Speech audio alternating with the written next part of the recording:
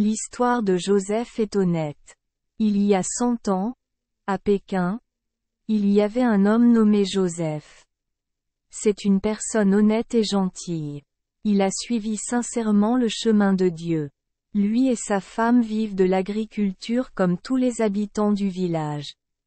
Les habitants du village de Pékin n'avaient pas de moulin à farine. Ils devaient donc se rendre au bord du ruisseau Kasi. Là, le débit d'eau était suffisamment fort pour qu'ils puissent moudre la farine. Chaque mois, Joseph y allait pour moudre de la farine. Un jour, alors qu'il rentrait chez lui pour trouver un endroit où moudre la farine, il passa devant un ruisseau à l'ouest du village de Pékin. Tout en marchant, il fredonnait un air que son père, célèbre cordonnier, chantait. Plus tard, il arriva au pied d'une montagne près d'un ruisseau. Il s'assit pour se reposer sous un arbre après un long et fatigant voyage. Avant de retourner sur la route principale, il entendit soudain un appel venant du pied de la montagne. Il se retourna et vit un groupe de Noirs lui faire signe.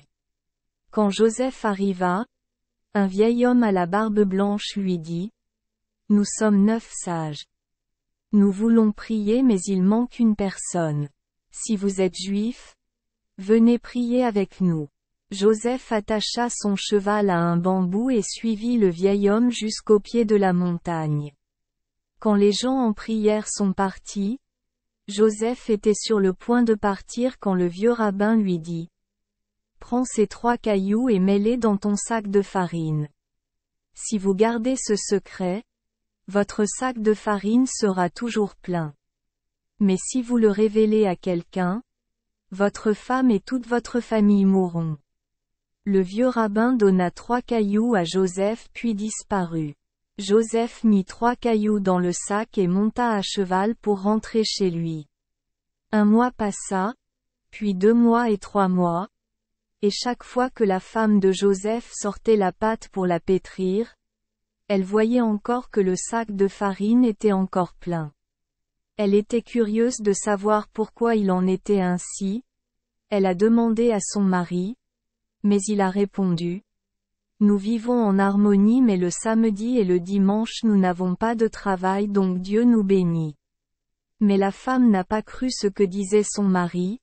Elle a même menacé : « Si tu ne me le dis pas, je te quitterai pour toujours. » Finalement, Joseph dut lui parler des gens qui priaient et des 3 cailloux. Cette nuit-là, le vieux rabbin réapparut et dit à Joseph : « Parce que tu es honnête, ta femme et tes enfants ne sont pas morts. Mais son sac de farine sera vide et sa vie et celle de sa femme ne seront plus aussi harmonieuses qu'avant. Il se disputera toujours avec sa femme et sa vie est pleine de risques. » Les années ont passé, lorsque Joseph est décédé et qu'ils l'ont enterré dans le jardin. Ce qui est étrange, c'est que son histoire est devenue célèbre dans le village et qu'ils l'ont nommé honnêtement. À ce jour, le village de Pékin entretient toujours un jardin nommé « Honnête Joseph ». Merci les enfants des Esperluette Croisillon 39. Avoir écouté des contes de fées au jour Esperluette Croisillon 39. 8. Espérons que les histoires apporteront aux enfants des moments heureux et significatifs. Si vous aimez notre chaîne, veuillez appuyer sur le bouton S Esperluette Croisillon 39. Abonner, pour ne manquer aucune histoire intéressante. Je vous souhaite une bonne nuit de sommeil et de beaux rêves. Rendez-vous dans la prochaine histoire.